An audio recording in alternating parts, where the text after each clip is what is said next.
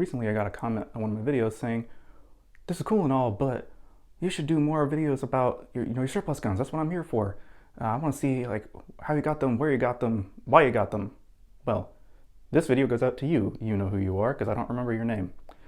And so we're just going to go through all of the surplus rifles that I have here on my nice handmade rifle rack, except for those two in the end because they're not surplus rifles and you'll see plenty of them in the future. So without further ado, I'll just go through chronological order in the order that I got them. And just for right off the bat, the reason that I got all of these rifles is because they're cool and they're fun. There really isn't any practical use I have for any of them aside from shooting competitions and for fun. So let's just get that out of the way. But there are reasons that I bought all of them. So we'll start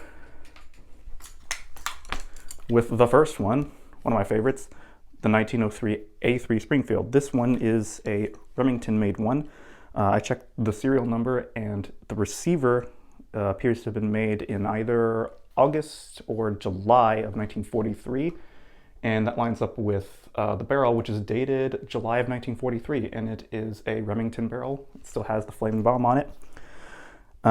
And when I got this, there is a local gun store here that always gets all kinds of interesting surplus rifles. He sent out an email saying that he had two of them. My brother immediately went and bought one of them, and so the next opportunity I got, I rushed over and bought the last one that he had, which was this one. And as best I can tell, this one has all of its original parts. The wood, but judging by its condition, it still has the inspector's stamp on it, as worn as it is. It even has a bit, I don't know if I can get this on camera, it has a bit of damage on the bearing surface right there at the front of the stock. But in spite of that, it still shoots really well. It didn't come with the front sight protector. I added that in later to obviously protect the front sight because the rear sight on this is very small, as is the front sight, but it is quite accurate. I have shot this at a Mosin match, I'll get to that in a minute, and a two-gun match, just one. It's when I got this, it was pre-Rona, so ammo was still relatively affordable, even 30-06. And now I'm kicking myself for not saving my breath at that one match. This was February of 2020, I think was when I did two-gun with this. But it went well. I didn't have any problems with it, aside from, not being the fastest, but that just comes with using a bolt-action rifle at that sort of competition. So then we'll get on to long boy number one, which is my Swedish Mauser. And if you pay close attention to the banner on my channel, this is the rifle that I am shooting there with the Santa hat. And the reason that I got this one was this was post-Rona. This would have been, let me think, August of 2020, last year.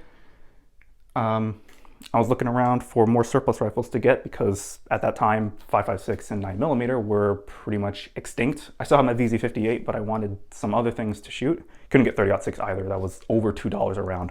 It's better now, but still not great. And so one of my friends that I shoot with a lot had a Swedish Mauser, and I heard a lot of good things about them. They were really great, so I said, okay, if I see one in a store, I will buy it. And so I saw this one in a store for $500, and they had about 100 rounds of ammo, and so I said, I will take that rifle and that ammo. And so that's what I did.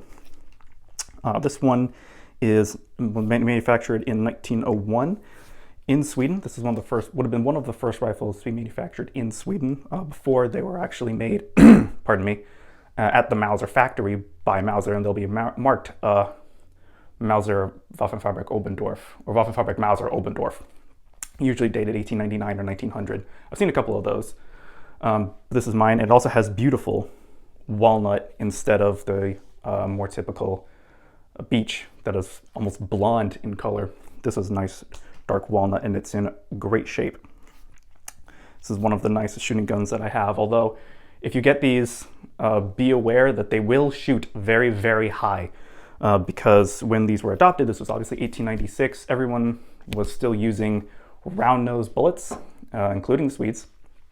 Eventually, the Swedes didn't adopt a Spitzer bullet, and most other countries adopted Spitzer ammunition around the turn of the century, 1900s, 1910s maybe. But the Swedes didn't until 1942 when they finally adopted a sniper rifle, because with the ballistics of 6.5 Swedish, they felt it wasn't really necessary. And when they finally did adopt a Spitzer, they already had tons of these and M38 short rifles and 1894 carbines, and said, to heck with it, we're not going to go and recalibrate all of the sights on all of our rifles for this new ammunition. We're just going to tack a plate or shellac a plate on the side of the stock and tell guys aim low. And so that's what they did. This rifle did not have that plate tacked onto the side, nor does it look like it ever had it. So you can buy reproductions of those, but I don't feel like tacking one onto the side of the stock, so I just made my own and memorized the contents, converted it to inches naturally, because freedom units. Originally, this rifle did not come with a sling, front sight protector, a front sight protector or a thread protector. I had to get those after the fact. Originally, I had a reproduction sling on this, but it was actually made inside out, so I went ahead and got a proper original leather one. And if you noticed, I don't know if you can even see it anymore, but there's originally some white stuff right here between the thread protector and the barrel. That's just some Teflon tape to keep the thread protector from coming loose. Aside from that, this rifle isn't perfectly matched. The bolt, the rear sight slider, and the cleaning rod are mismatched to the receiver. But the receiver is very early. It is 94,435, so a 5-digit serial number. Very cool. Also, I have shot this at 2-gun. And then we get on to the garbage rod. Probably invoked the ire of more than a few people just by saying that. I got this for a very specific reason. So I mentioned before the Mosin match. That is a local match that's run at our local range. It's very laid back, very simple kind of competition. All it is 100 rounds, 10 yards prone at 100 yards, 10 rounds kneeling or sitting, and then 10 rounds standing offhand. And you do this in 2 strings. First, you do it with a Mosin Nagant, and then after that, there's a second string where you can use any sort of military surplus rifle that you want. So a lot of people bring out 1903s, K31s. There's one guy that brings Gewehr 7184. That's what it was. Pardon my memory. When I first started shooting those matches, I did not have a Mosin at all, let alone this one. So twice I had to borrow an M39 from one of my friends, and that M39 was a bitch. It had something was up the extractor initially, so he replaced it with a new one, and the extractor on that new one is very, very tight. In order to close the bolt, you actually have to open hand smack it. I mean, it takes push feed to a whole new level. Opening it is not that big a deal, but it requires a lot of force to just get closed. And the trigger's not that great, but that just comes with being a Mosin. And so at some point I decided, you know what, I need to get my own. And so when I was out buying the CZ82 one day, I noticed on the rack at the gun store, same guy I got 1903 from, he had this rifle sitting on there, and I thought, that looks a bit longer than a normal Mosin does. Can I see that? He says, yes, you may. And I noticed he had it marked as a Finnish Mosin, and I could confirm that because the rear sight is remarked on the right side and has an additional notch cut in it for 200 meter zero. I said, oh, and it has the Tikakoski stamp on there and a Finnish Army property mark. And so initially I passed it up, which I kind of regretted. But then when I went to go pick up the pistol a week later, because this is Maryland, we have to do that, I asked if he still had it, and he did.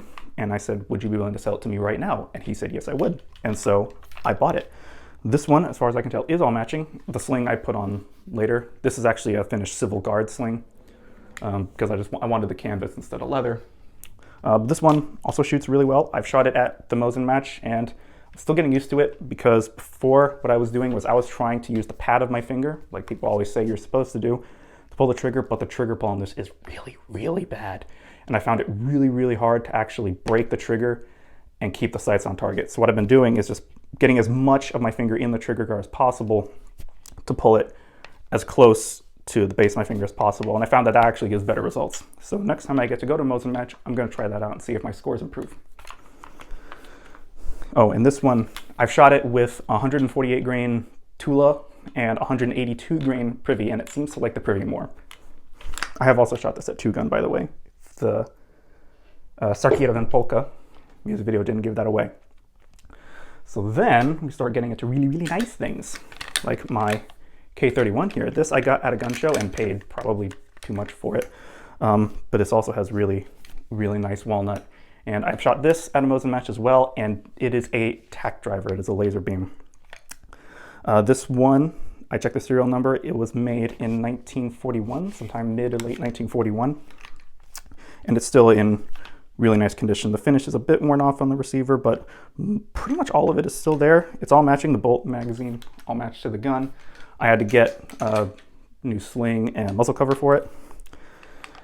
I did take the butt plate off to see if there was a troop tag in there, and there was not. Unfortunately, someone must have lost that at some point. I have yet to run this through a 2-gun match. Basically, everything past this point I have not run through a 2-gun yet, but I will need to do that at some point. And I've shot plenty of GP11 through this, but not any of the privy that I have, so I'll need to test that. Although, I got this one. I'll get to the tag in a minute.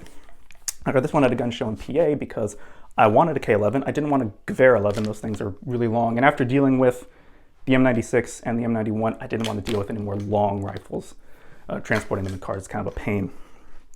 So I got this. And also as a bonus, when I bought it, the guy was willing to send me another brick of GP11, which is a nice bonus.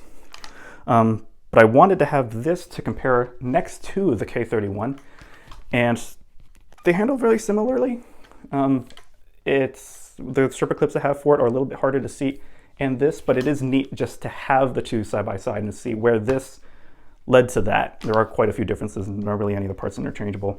This one did have a troop tag in it, and I took some pictures of it. It was actually owned by a French-speaking Swiss man sometime in the 1920s. Actually, it would have been in the 30s because he was born in 1918, I think, is when it said his date of birth was. And this one was refurbished in 1937. So it was probably, not really sure which parts are original and which ones aren't, but enough of them are that it doesn't matter. The bolt and the magazine still match to the gun, so that's what matters. It came with the sling, but not the muzzle cover. I had to get that.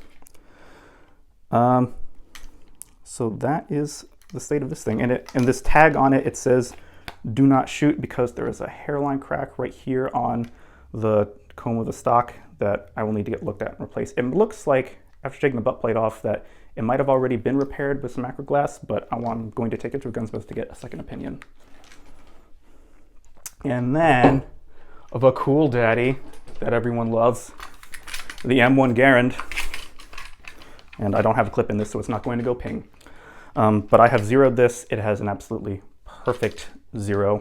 The rear sight markings match up perfectly with it. This one is a CMP special rack, which means that it is assembled from a bunch of different parts, and some of them are new. The wood is not original. That is new production Italian. And the barrel is new production, which means that it is pristine. Nothing wrong with it. No wear, none. And interestingly, this one is a Harrington and Richardson receiver that is made in 1953 or 54. I'm not entirely sure. They didn't do month codes with the later production, the Harrington and Richardson ones, so you can't tell exactly what month receiver was made.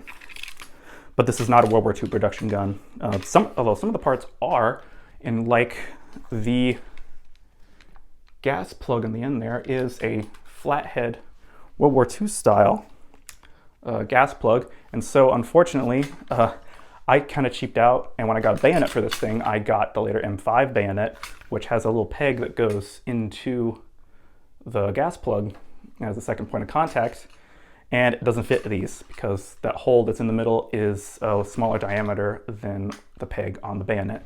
So I do have a replacement crosshead gas plug on the way.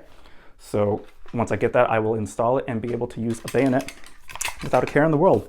This one, I recently just got a bunch of paratrooper gear, as you probably saw, to do dress up and use at a 2-gun match at some point. Although I'm going to wait until a bunch of people I know get their Garands and get enough ammo for them and get all their gear so that we can do it all as one big airborne gang. With M1 Garands and 1911s, it is going to be kick-ass, and I really, really look forward to being able to make a video of that and shoot that match. It's going to be a great time. And now the last one, which I was really, really happy to find. Finally got my hands, this was in June. Finally got my hands on a Czech VZ24. I've been after one of these things for many, many months before I finally got it. And this was really luck, based on luck. I was coming home one day and decided, you know what? That guy that sells surplus rifles, he's open today. If he goes and has a VZ24 or an M39, I'm gonna buy it. And I looked on the wall. I thought, well, what are the odds that he's going to have one? There's no way.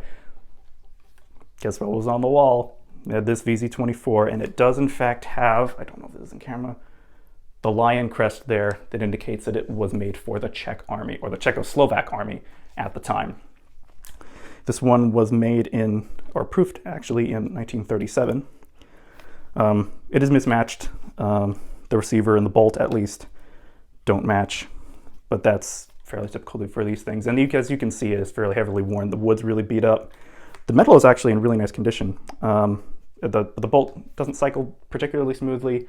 The rifling is pretty worn, pretty rounded. The barrel's quite frosty, but this is mine. I have not got a chance to shoot this at all yet, because the only 8mm I've been able to get is two of Privy Partisan, the underpowered stuff that I got with this gun, and I've not been able to find that or the SMB stuff anywhere since for a price that I'm willing to pay. I really like the SMB stuff because that's actually full power, like 2,700 feet per second, something like that, 200 grains, 198, 196, something like that. When I got this, it did not have a sling. I got a repro sling. Would have liked to have an original, but I couldn't find one. It did not have a cleaning rod or the front sight protector, so I just got those and screwed them on. Although I'll have to probably take this off at some point when I do get a chance to zero the gun. But I am very, very glad to finally have this. This is one of the last pieces of the Czech rifle collection that I need for it to be complete.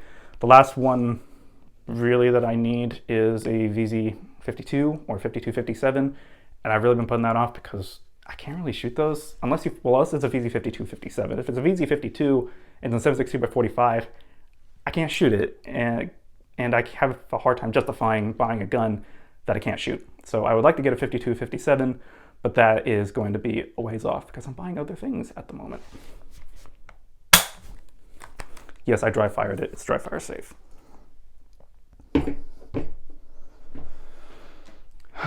So that is my collection of Mauser guns. I hope that was informative, and maybe you want to go out and look for these yourself.